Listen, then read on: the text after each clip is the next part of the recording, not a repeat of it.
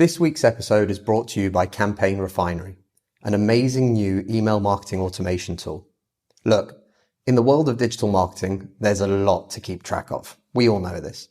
As much as we're in love with social media and the power of social conversation here at Social Inc. and on the All About Digital Marketing podcast, we are well aware at just how powerful email marketing can be. Email marketing is not dead. In fact, it's never been more important to help you leverage your presence everywhere else into the one channel that you'll own, regardless of what changes Facebook, Twitter, or any other platform makes in the future. I've known the founder, Travis Ketchum, for years, and he's been a past guest on the podcast, episode 15 if you want to listen to it. I've personally used his other products before, and they've been fantastic. The amount of thought that he's put into each and every one of what he's created has been incredible. I'd highly encourage you to try their free 14-day trial at campaignrefinery.com to see what world-class email marketing automation can do for you and your business. Massive thank you to Travis and Campaign Refinery for their support of the All About Digital Marketing show. Welcome to the All About Digital Marketing podcast. The show all about digital marketing. Digital marketing. Digital marketing. Digital marketing.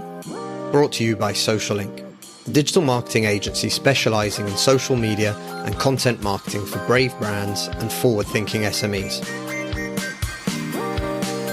I'm your host, Chris Bruno, and as always, we're here to bring you the most actionable tips, tricks, tools, and insights to help you achieve more when it comes to your digital marketing. Subscribe to the show and be sure to share with a friend if you found something useful or interesting. You can find all the show notes and more information on www.allaboutdigitalmarketing.co.uk. Matt, thank you so much for joining me today. Oh, it's a pleasure. Thanks very much for having me. So, Matt, you are a senior client manager at PPC Geeks, and I get the feeling that today we're going to both get to geek out a little bit in terms of everything to do with pay-per-click advertising. But for everybody out there who doesn't really know yourself or that doesn't really know what PPC is about or doesn't really know PPC Geeks, can you give us a little bit of the elevator pitch and the intro?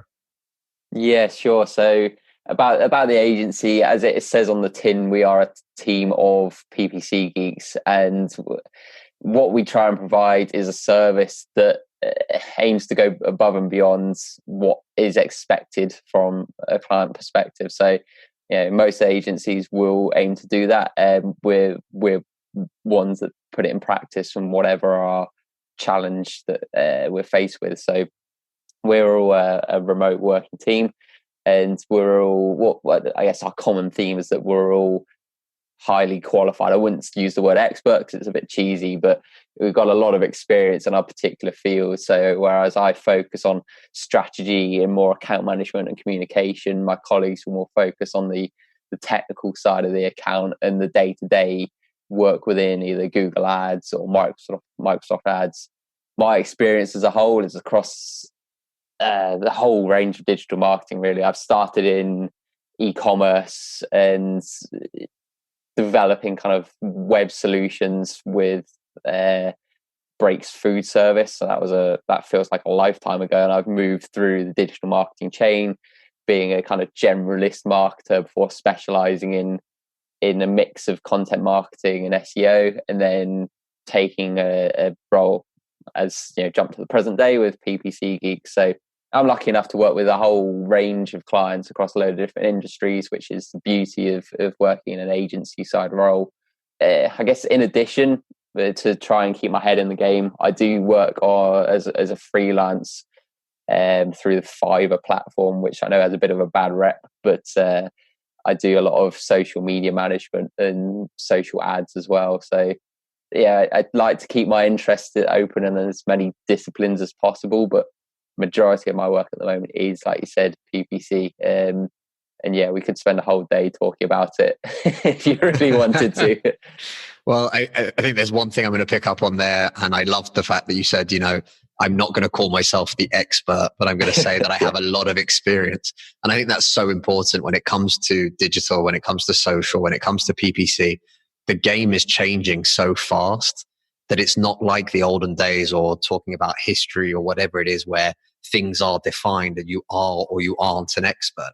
But it is very much of, being involved in it day in, day out gives you that exposure, which allows you to adapt, to evolve, to move with the times, and to be able to keep up to date. So I just wanted to pick up on that because I love that response and the way that you sort of said it. And I think that's so important as well. Anyone that's saying, I am the expert in this particular thing, if it's to do with digital, for me, that starts to raise flags, or red flags, I should say. Okay, cool. So let's get into the crux of it. So PPC, we're talking about when people spend money advertising and you're paying for visitors or potential leads, whatever it might be, to click. Yeah. Now, obviously, there's a huge amount of platforms. We try to focus on the small to mid-sized businesses, but can you help us sort of understand the couple of different platforms that you guys use the most, or that you'd recommend the most for small to mid-sized businesses, and explain a little bit about the differences of how those adverts actually work? Yeah, sure. So the term pay-per-click, like you said, it is really, really broad, and it can stem into search engines, social media, and then it's any element where you can pay for people to come to your site. So for businesses that are on the smaller side and maybe have a more limited budget, it's a case of looking at where your customers are or what platforms they're using. And in most, I'd say 9 times out of 10, I'm always saying, okay, look at search engines and look at social media, because when Google, it depends what market you look at, but Google, at least in the UK, have 95% market share. And instead of searching something, people Google it.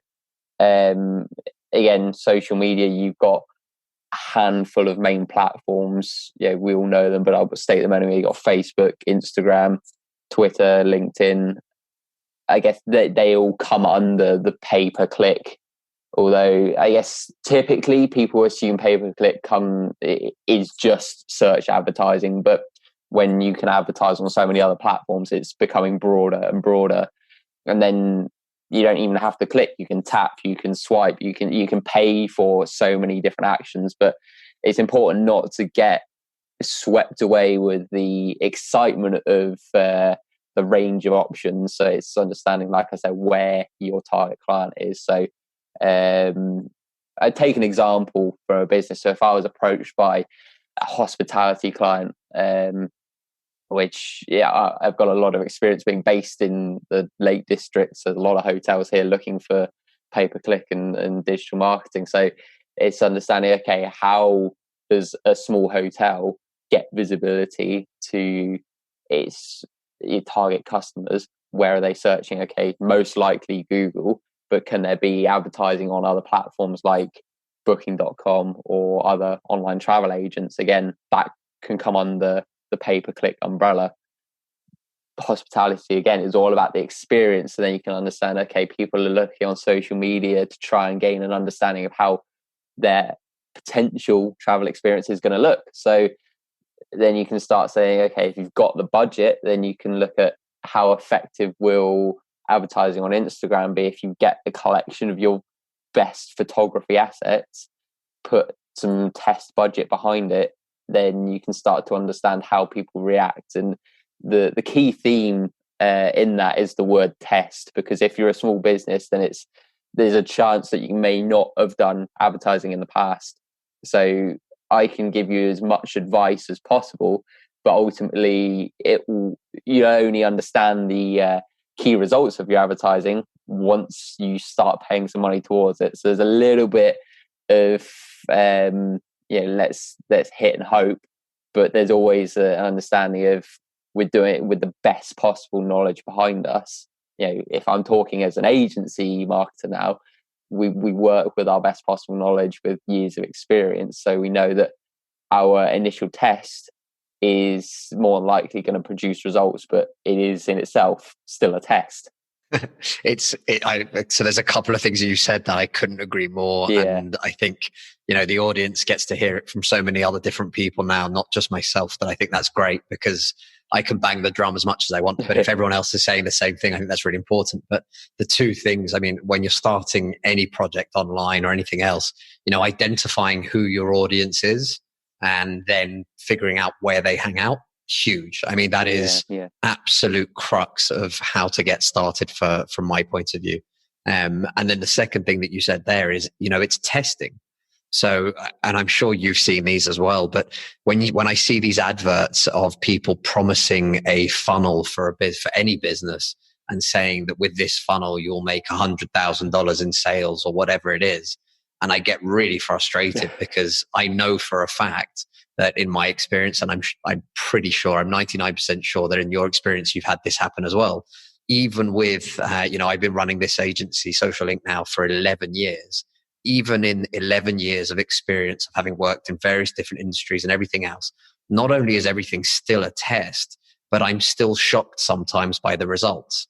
And the things that I thought were going to do well haven't done as well. And things that I thought wouldn't do well at all have actually shocked and surprised me and done really well. I think that's something that's so important because most people don't talk about that.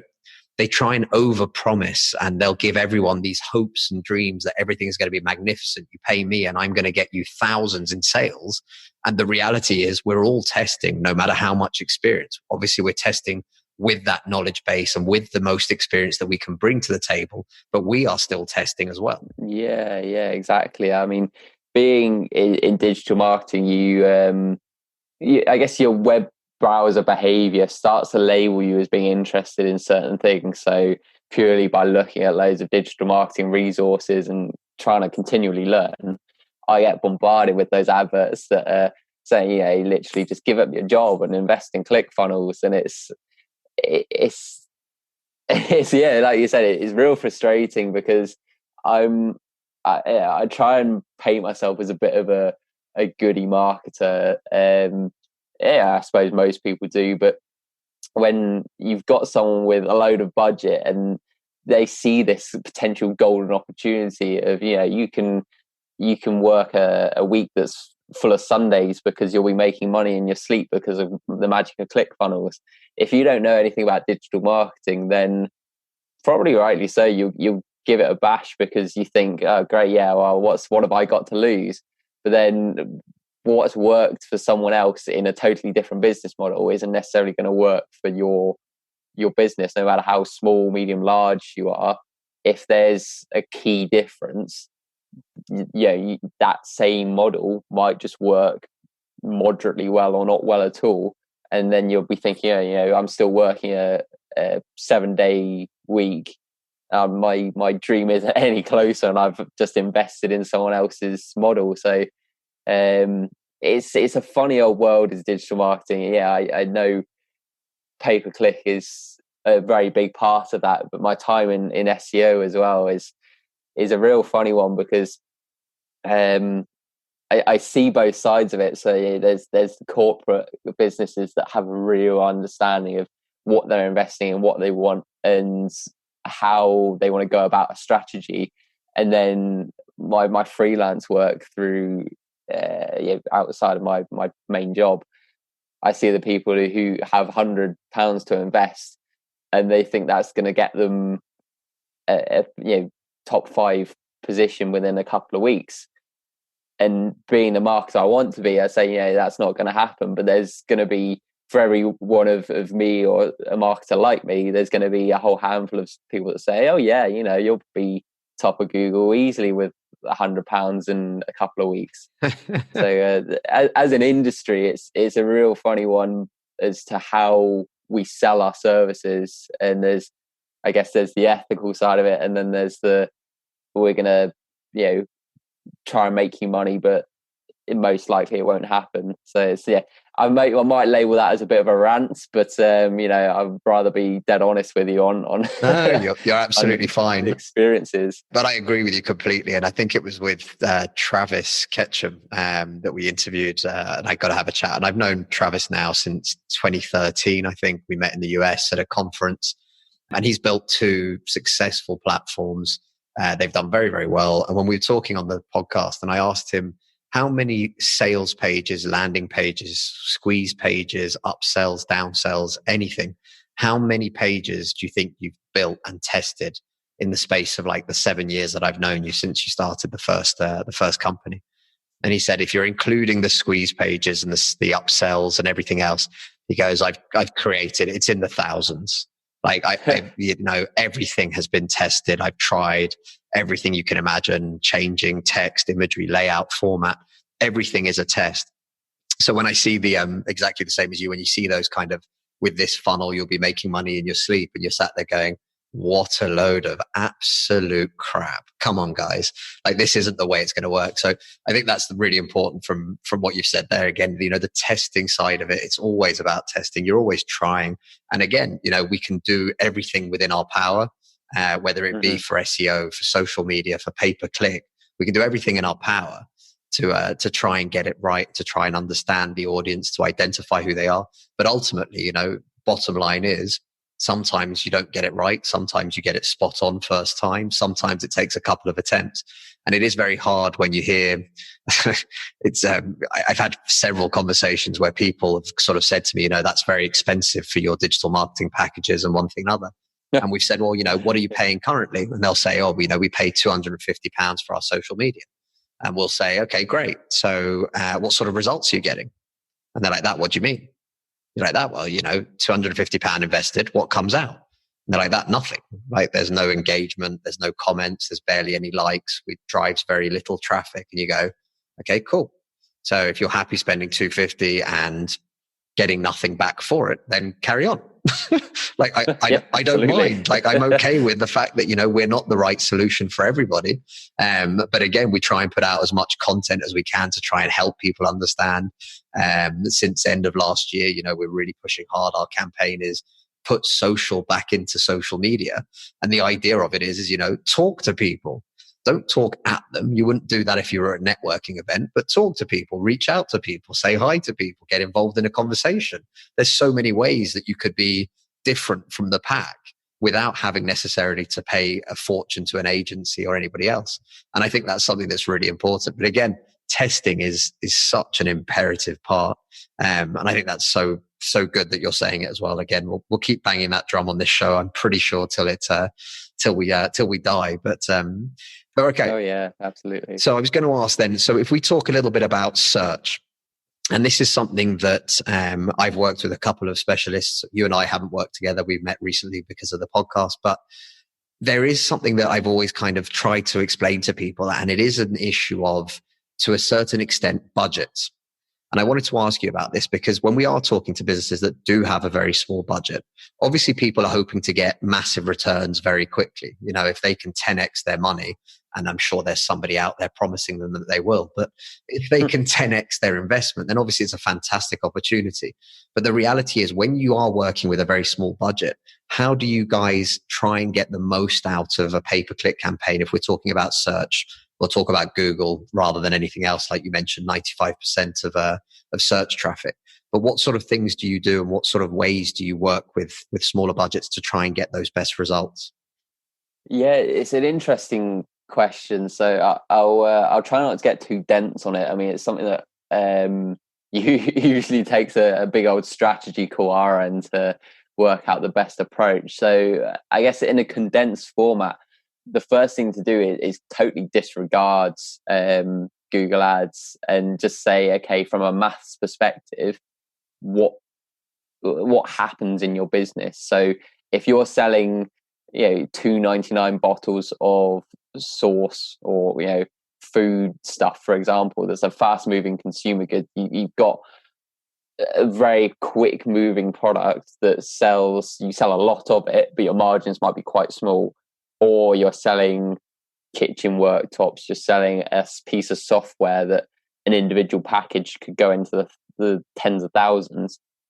So it's understanding what your end product is and how a customer gets there and how many people get there as well. So you look at the numbers, you look at from your other channels, again, excluding Google Ads, how many people do you need to see your material, whether it's organic search or social media or any other channel? How many people do you need to get one lead? And then how many leads do you need to get a sale? So looking at conversion rate and click-through rate. And then you understand, okay, out of one sale, what's the average profit So if I'm selling something for £100 and I make £50 profit, then I'm doing real simple numbers here. Then I understand that profit, I don't want to eat into that too much. So if I'm paying, for that £100 sale, if I'm paying £51 for it, then it's not going to be worth it. So I need to work that all the way back through to understand, okay, if you don't have a budget in mind, how can those numbers help? But if someone does have a budget in mind, then I would say, okay, let's start from a position where you're happy in terms of a business that you can afford that element. Because again, going back to testing, if we test something with your budget and nothing works, then it's a totally unlikely event. But if that happens, then you've got to be in a position that your business can still run.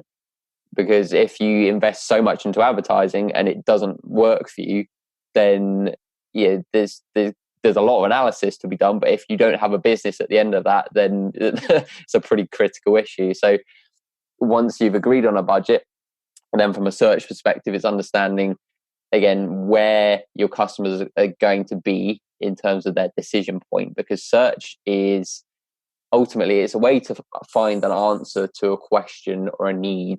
There's I forget which the name of the different types of intent.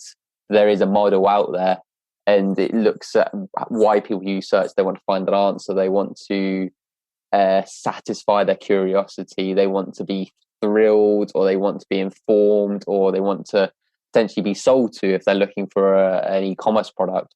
So you look at where your customer sits in one of those brackets, and then determine how they're going to be searching. So again, if your business is hospitality based, they're going to be looking for hotels or breaks in your specific area. And then you look at the kind of property that you are. So are you offering budget stays? Are you offering a luxury experience? Do you have a Michelin star restaurant? Do you have a spa on the side? So all those are going to be key searches within someone's mind that you've got to try and preempt and advertise something that you can offer. And it's all about giving them a choice, giving the searcher a choice before they've even realized that they want your product. So in most cases, someone's going to be using their search budget to advertise to someone who has never heard of their product or service before. Excluding those branded searches, your small business is going to be competing with tens or hundreds of others, and a search for something generic, again, hospitality focused, hotel in the Lake District, is going to bring up so many different options. And it's likely that your specific hotel is going to be one that the searcher has never heard of or has heard very little of. So you've got to use whatever budget you have to either sell your biggest and best features, or be as relevant as possible to the searcher's intent. So my last point there on relevance is a really, really key area. So we would work with any client to understand how we can be as relevant to someone's search. So again, thinking of a different industry, off the top of my head, someone that's selling healthy food, that's something I get remarketed to loads on. People are understanding that they have a need for a healthier diet, and then you've got to advertise to satisfy that need. So if you've got a small budget, it's working out, okay, that math section to start with, how many people do I need to make a sale? How many leads do I need? How many people do I need to get a specific lead? And then understanding from those leads, what quality am I going to get based on different search terms? So you can see this kind of goes down a bit of a rabbit hole. No matter how small your business, there's always going to be so much potential within search, and that's just looking at keywords. And you can expand that to other areas of Google Ads, like display advertising, video marketing, and then there's the whole area around remarketing to past customers as well. So if a business came up to me today, my approach would be to go through that process. And it's important to understand, for me anyway, it's important to understand the nature and purpose of the business before you even start looking at search as a platform. Because if you don't understand as a marketer or a business what you want to achieve and what that would mean for your business, then there's no point looking at how to advertise if you don't know the very root of your needs in the first place. I hope that will make sense. Yeah, absolutely. And I think it's huge. So anyone who's just listened to that piece, you're probably going to want to go back and listen again, or check out the website with a transcript so you can figure out all of those little steps that you need to start calculating for yourself. But I'm amazed at how many, and I use inverted commas here when I say agencies for social media or for whatever else, begin by creating content for somebody. And I'm always shocked and a little appalled, because our first 2-3 hours of communication with our client, and from them signing on to the first piece of content going out, takes about 3 weeks. But our first few hours of contact is nothing but us asking questions to try and break down exactly what you've just talked about. Yeah, good. Let's talk about who we are actually targeting. Who is your audience actually? Because once you start doing that, it's a whole different approach. Like you mentioned, you can't use the same funnel to sell a £2.99 protein shake or whatever it is that you should drink every morning as you would if you're someone selling a £5,000 consultancy to a school. Like, it's just not the same. It's not going to be the same content. It's not the same audience. The sizes of the audience changes as well. So identifying some real demographics and then understanding what is that value? What is the price range? What is the actual profit margins and your lifetime value of a customer? And what does that really represent to the business? And I am always amazed that actually more people don't dig into that kind of stuff before they start challenging right, let's do some ads and let's use your competitor's name as one of our keywords. And you're like, that, Jesus, please don't waste so much money. It's really easy to just get well into all the options. And I appreciate, as an agency, you want to come across as really proactive. But if as a small business, you might have a small budget, that means an agency is out of the question. So it's understanding, it might be silly to ask a business owner, do you know your business? So I'll probably get a few funny looks if I walked up to someone saying, how well do you know this shop, for example, or the customers that come into it? But you start asking questions and it's a case of, actually, we'll have to come back to you and get the data on that one. And that's when you're really getting into the areas that matter, when you're asking questions that maybe the owner of a business doesn't even know about their own business. And it's really, really key that any kind of advertising, even not just search, that you know exactly who to target. I mean, there's always a bit of guesswork in understanding where someone's going to be at any particular time. But the more intelligence you have about who's bought your product in the past and who's interested in your product or service, then the more you can eliminate wasted spend. And that's really important. If you have a budget of a few hundred or £1,000 a month, then for your business, that might be a really significant amount. For a lot of agencies, that's, I guess, a smaller budget. So it's understanding how exactly to best use that spend, and then where, what channel, because Google search might not be the best option, even though it's got a massive reach across a region, country, even globally. It doesn't mean that it's the best channel for what you're offering, because the more people that you have to market to, the more margin for error there is. So it might be the fact that something like LinkedIn might be a better place to pull your resources. So it's another podcast, I'm sure, but yeah.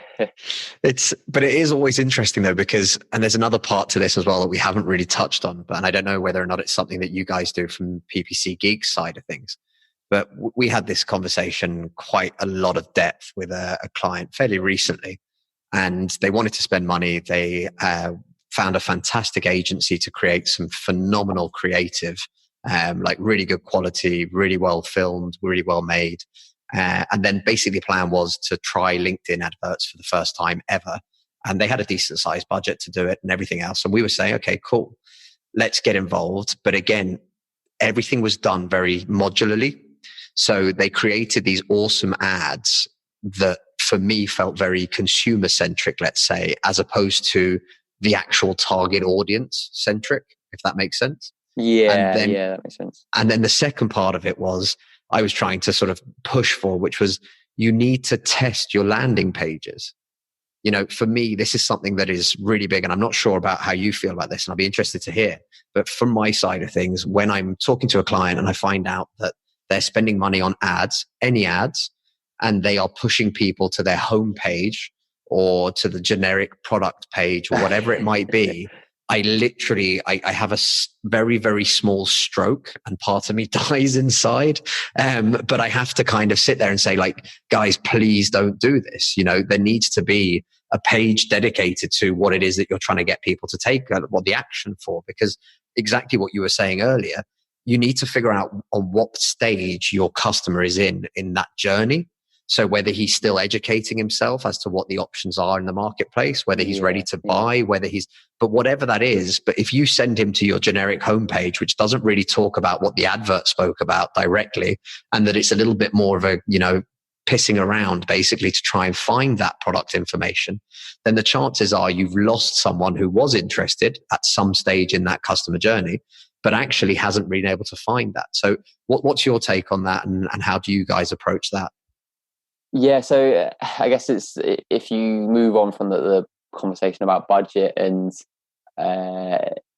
where your customer is, once you've got a customer to your website, I kind of use an analogy of a bricks and mortar store, because often it can be easier to kind of get your head around. And that if you go to a shop and everything's disorganized and you don't have a clear guide of where you want to go, then it's a bit like a landing page where you've got loads of different options and you're not clear what you're meant to do next.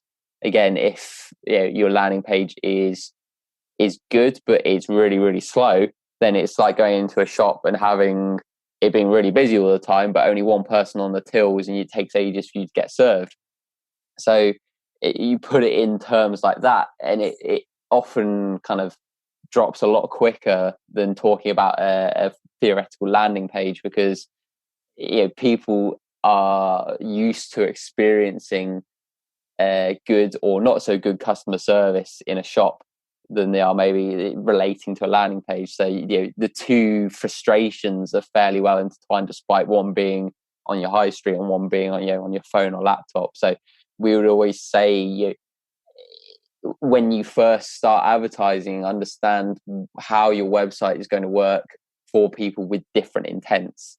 So whether it's someone looking to discover a new product or someone looking to buy, you've got to almost evolve your website to serve multiple channels at once. And we often say, your homepage is great for a general purpose, but most of your advertising should go to specific areas, because they are a lot more likely to be more relevant to a specific search term.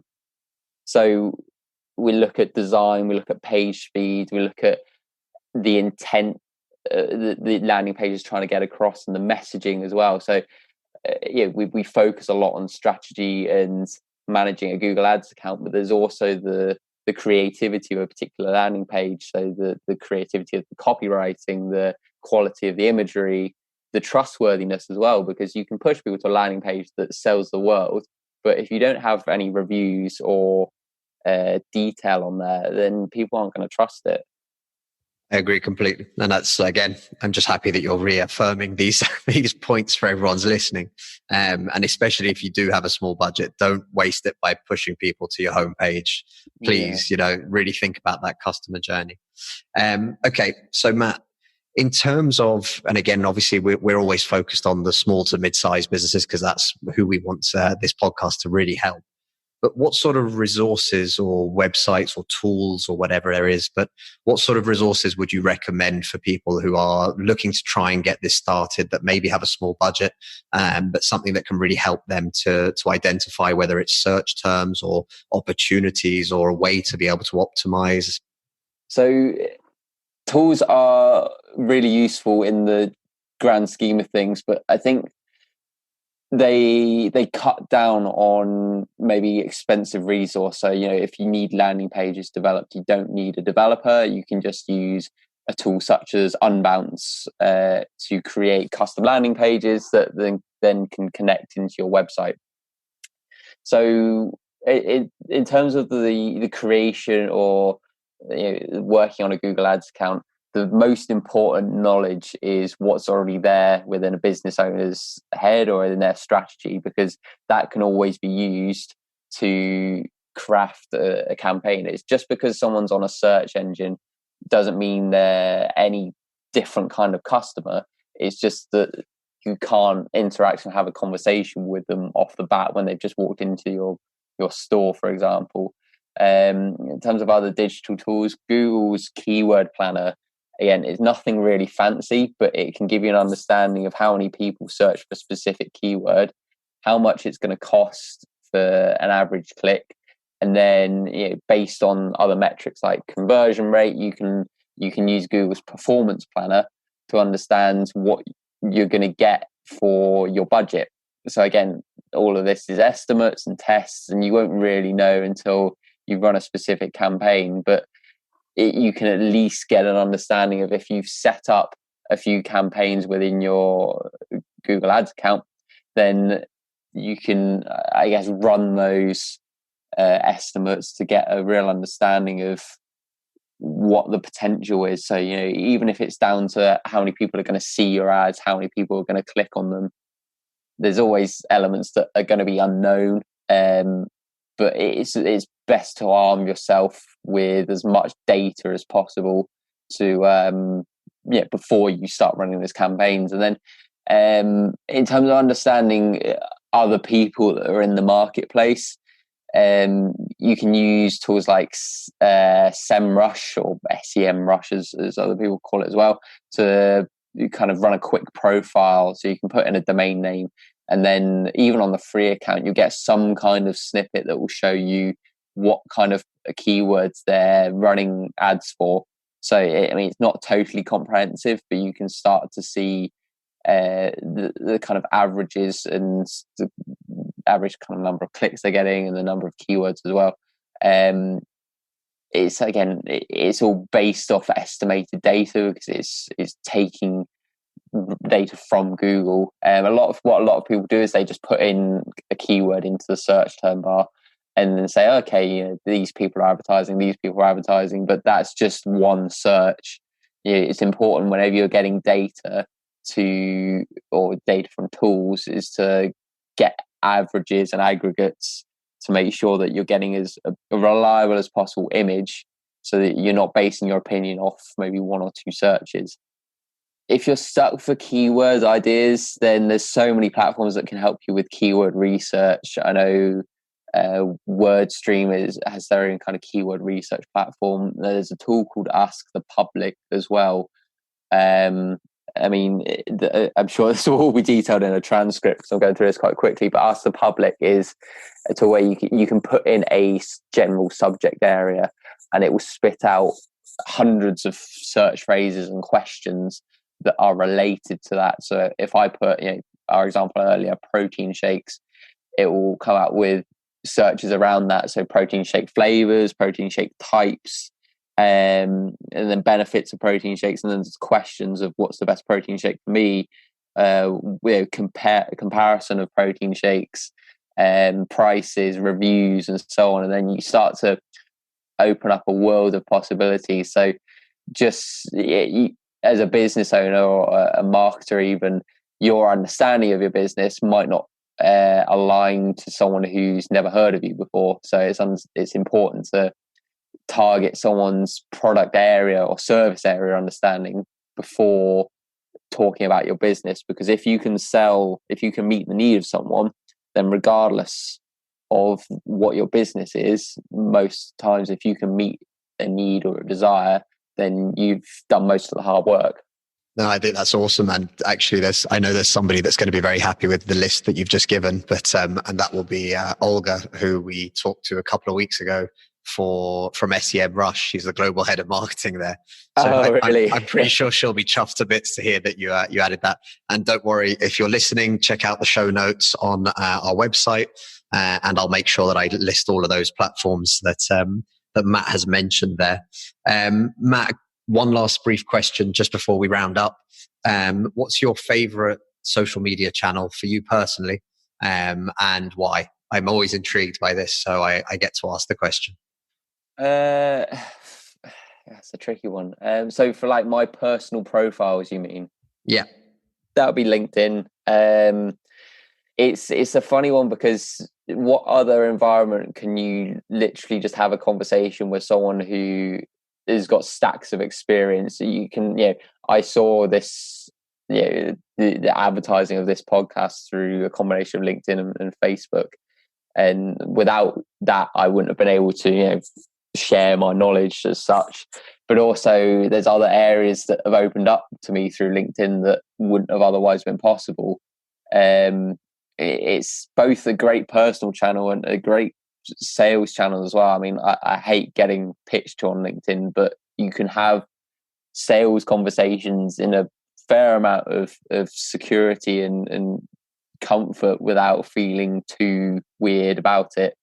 And it's great for industry insights as well. Even if you don't use it to post, you can set up a network of like-minded individuals and you almost absorb relevant information without knowing it. So you can just go through and there's always certain names within any industry that are quite vocal about the learnings, development, sharing knowledge. And it's a great platform for that. I mean, it does come with its negatives, and there's a lot of people that will sell to you given the chance. But I don't really use Facebook. Instagram's a great profile, but again, it's not something I've used too much. And I've never actually used Twitter ever, apart from through helping clients with it, because I don't think if I created a Twitter profile, people would really care what I have to say, because I'll just bang on about marketing and stuff. But LinkedIn, at least there's a audience for that, and people at least semi care what I have to say about stuff. Matt, thank you so much. And again, for anyone listening, we're going to add as many links as possible, which I will make sure as well that we add the link to, so you can find Matt on LinkedIn as well. But thank you so much for sharing. I think, PPC is a very deep rabbit hole, as you mentioned, and I do love a rabbit hole. And we could probably do a few hours talking about the in-depth parts of it, if not a few days. But thank you again for coming on the show and for sharing with everybody. And yeah, everyone, there you have it. Some insights from Matt about PPC. Yeah, pleasure. Thanks very much for having me. And yeah, there's always more that can be shared. Yeah, I'm more than happy if people listening want to contact me on LinkedIn. It's always good to have a conversation about what the best way of doing things are, because difficult thing is that there's never really one strict answer. But it'd be interesting to see if there's other guests that come on and talk about paid search. But there's if you're just starting out, there's loads of resources. If you're a business owner and you want to get started, then it's all about knowing your business, being careful, making the right decisions. So yeah, always a pleasure, and thanks for having me on. Thanks, Matt. The All About Digital Marketing podcast is brought to you by Social Inc., a distributed digital marketing agency specialized in delivering results through online campaigns. Whether it's content marketing, social media marketing, online advertising, or web design, we've got you covered, from strategy through to delivery. If you're struggling with your digital marketing, get in touch today by simply visiting www.socialinc.co.